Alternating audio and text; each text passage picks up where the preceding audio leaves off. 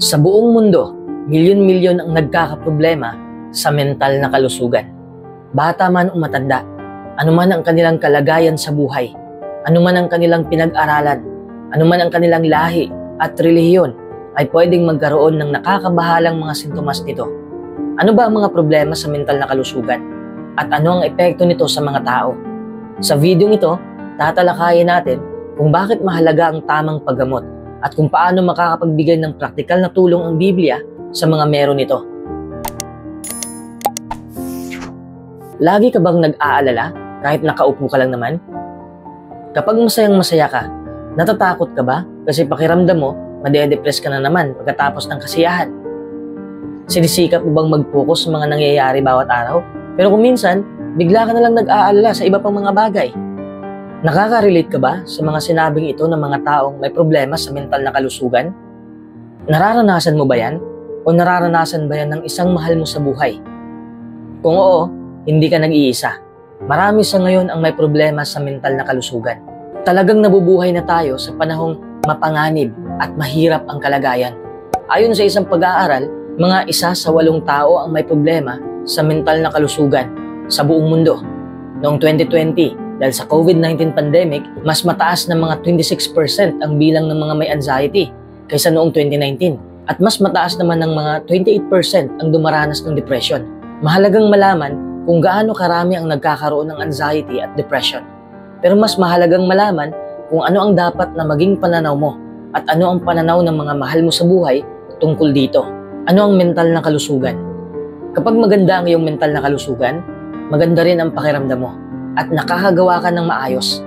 Nakakayanan mo ang mga problema sa araw-araw. Marami kang nagagawa at masaya ka sa buhay mo. Ang problema sa mental na kalusugan ay hindi ito dahil sa personal na kahinaan. Isa itong medikal na kondisyon na nagdudulot ng sobrang pag-aalala at binabago nito ang pag-iisip, emosyon at paggawi ng isang tao.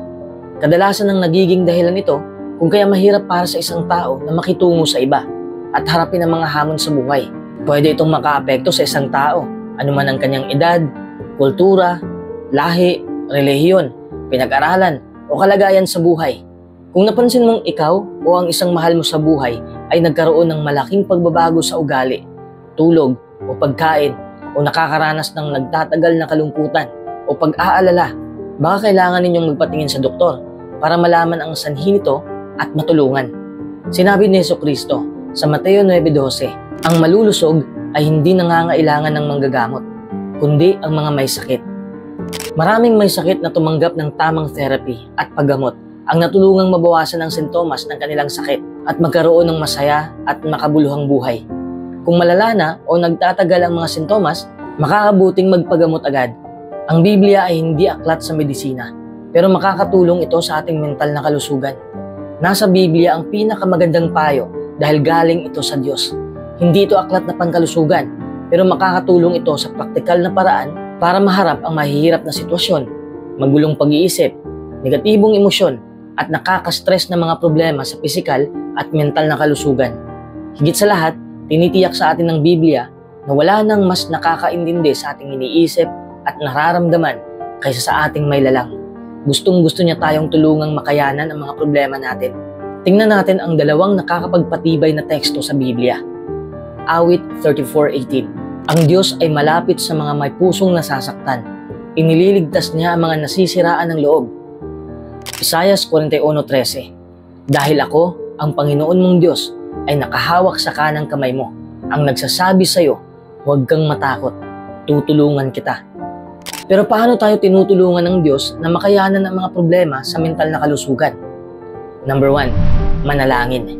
Ihagis natin sa Kanya ang lahat ng ating alalahanin. Gusto ng Diyos na sabihin natin sa Kanya ang anumang problema na gumugulo sa isip at puso natin. Ayon sa awit 55:22, ihagis mo sa Diyos ang pasanin mo at aalalayan ka niya. Malaki man o maliit ang problema, pwede natin itong ipanalangin. Kung malaking bagay ito sa atin, malaking bagay rin ito sa Diyos. Ang panalangin ay isang mahalagang paraan para magkaroon ng kapayapaan ng isip. Kapag may problema tayo sa mental na kalusugan, baka maramdaman nating nag-iisa tayo. Hindi laging naiintindihan ng ibang tao ang pinagdaraanan natin. Basahin natin ang Kawikaan 14:10. Ang puso ang nakaalam ng sarili nitong kirot at hindi mauunawaan ng iba ang nararamdaman nitong saya. Pero kapag sinasabi natin sa Diyos ang nararamdaman natin, siguradong papakinggan niya tayo at maiintindihan niya tayo. Nakikita tayo ng Diyos. Alam niya ang pinagdaraanan natin at gusto niyang sabihin natin sa Kanya ang anumang ikinababahala natin. Kapag nananalangin tayo sa Diyos, mas nararamdaman nating nagmamalasakit siya sa atin. Mararamdaman din natin ang naramdaman ng salmista sa awit 21:7. Lubos akong magsasaya dahil sa iyong tapat na pag-ibig, dahil nakita mo ang pagdurusa ko. Alam mo ang paghihirap ng kalooban ko. Dahil alam nating nakikita ng Diyos ang mga pinagdaraanan natin, malaking tulong na yon para makayanan ang mga problema. Pero hindi lang yan, wala nang mas nakakaunawa sa atin kaysa Diyos at pinapatibay niya tayo sa pamamagitan ng Biblia. Number 2, ang kasulatan ay nagbibigay sa atin ng lakas. Sinasabi ng Biblia sa Roma 15:4, ang lahat ng bagay na isinulat noon ay isinulat para matuto tayo at may pag-asa tayo dahil ang kasulatan ay nagbibigay sa atin ng lakas at tumutulong sa atin na magtiis. Tinutulungan tayo ng Biblia na magkaroon ng lakas at makapagtiis para makayanan natin ang negatibong kaisipan.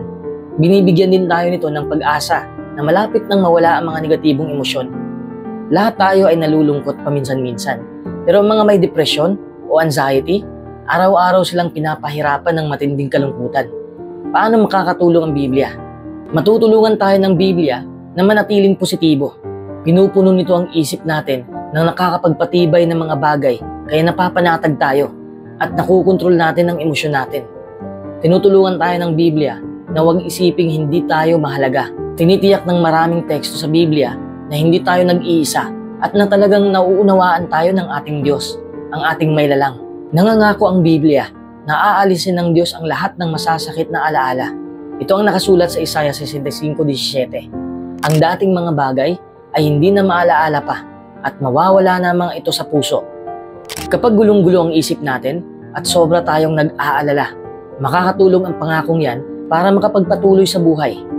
Number 3, makakatulong ang mga halimbawa sa Biblia. Sa Biblia, marami tayong mababasa tungkol sa mga lalaki at babaeng nakaramdam ng iba't ibang emosyon. Sa pagbabasa natin ng Biblia, baka makakita tayo ng isang karakter na may karanasan gaya ng sa atin. Gusto nating lahat na may makaintindi sa atin. Pero lalo nating kailangan yan kapag may problema tayo sa mental na kalusugan. Kapag nababasa natin ang karanasan ng ilang karakter sa Biblia, baka makarelate tayo sa kanila. Dahil dyan, nararamdaman nating may karamay tayo at hindi tayo nag-iisa kapag sobra tayong nag-aalala o nalulungkot. Sa Biblia, mababasa natin ang sinabi ng ilang nakaramdam na nag-iisa sila at wala nang pag-asa. Nasabi mo na rin ba? Hindi ko na kaya. Nasabi yan ni Moises, Elias at David. Mababasa natin sa Biblia ang tungkol kay Hana. Napakabigat ng kalooban niya dahil hindi siya magkaanak at laging iniinsulto ng karibal niyang si Penena. Makakarelate din tayo kay Job.